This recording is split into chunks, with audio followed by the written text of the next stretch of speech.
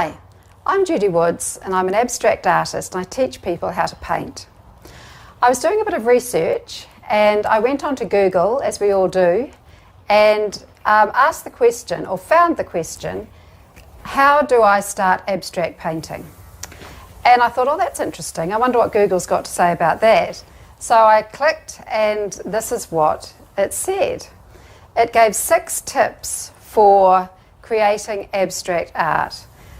And I think Google has got it all wrong. So let me tell you what they were. Number 1, the first thing they said was, if you want to create abstract art, the first thing you do is look inside, not out.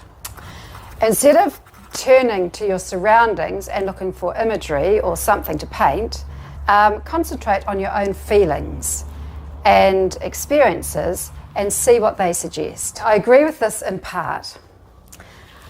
I agree that you don't look for imagery because we're wanting to start an abstract painting. But I think when you're starting to do abstract, what you're basically wanting to find is your own abstract visual language. To look within and look at our feelings, think about feelings and experiences and see what they suggest. I think if I was starting abstract art, I would come up against a big wall. Where you have to start is with the materials. You have to find something that you can respond to in order to know what your feelings are. So you start with the materials. You start with making marks, and you start with playing and experimenting, and you are noticing your feelings and your experiences of playing with the materials, and you're looking for things that you like, the effects that you like. They are the clues to what your visual language might be. Now, so that's where I would start with the materials. I wouldn't start with a sort of a navel-gazing, what are my feelings and my experiences, how do I feel about that, and then how am I going to turn that into art? That's too hard. It's just too hard. So Google's got that one wrong, partly wrong. You don't look outside, you look within, but you have to have something to respond to. So you respond to the materials. That's important. The second thing they said was visit the masters. Okay, wrong.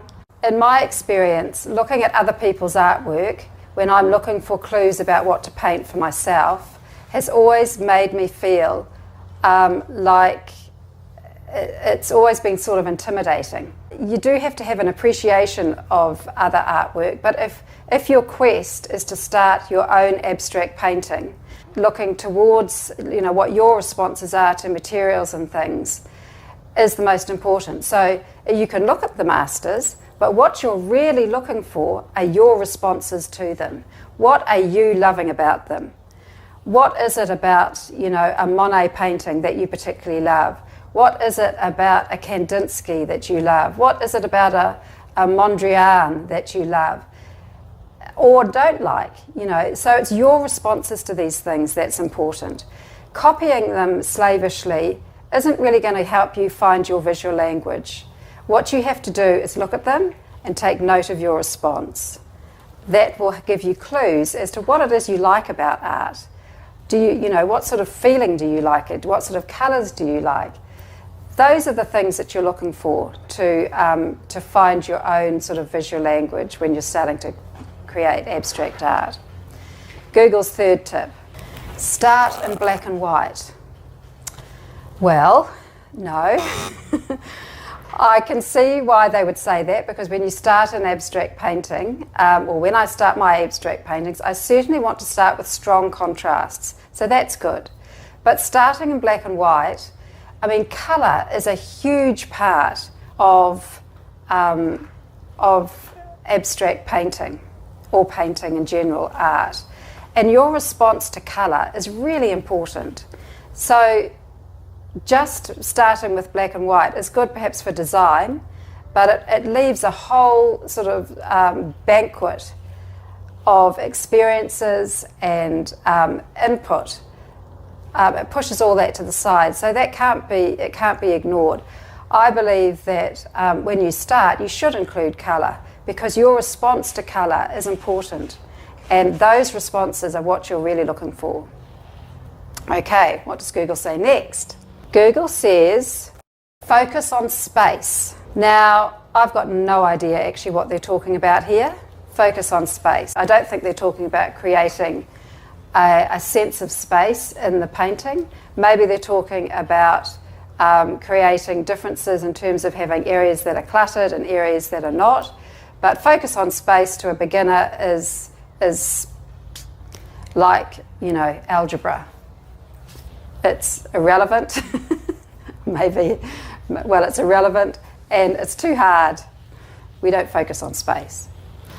Then their advice is, number 5, make it big. Now this one they have got completely wrong. You don't make it big. When we're starting to learn, we're starting to find a visual language. This is what the whole search is about. This is what we're trying to discover before, what do we put in our paintings? What are our paintings going to look like? We don't do that on a large scale to begin with. It's a bit like learning to talk. When a child learns to talk, they learn little words and then they start to put them together, and gradually they might say a sentence, and then maybe later they might string 2 sentences together, and eventually when they're very clever they might be able to talk for a whole minute coherently with lots of sentences. We don't ask the 1-year-old who's learning to talk to start off with the 1-minute monologue. It's too big. We start off small. In creating a painting, there are lots of decisions to make, and each decision requires a next step. If all your next steps are on this sort of scale, it's going to take that much more materials, you need that much more space, and it's going to take that much longer. And each of those steps is a learning step. And so it just prolongs that learning. It doesn't take you any further if you're doing a big painting than if you're doing a small painting. It just takes you longer.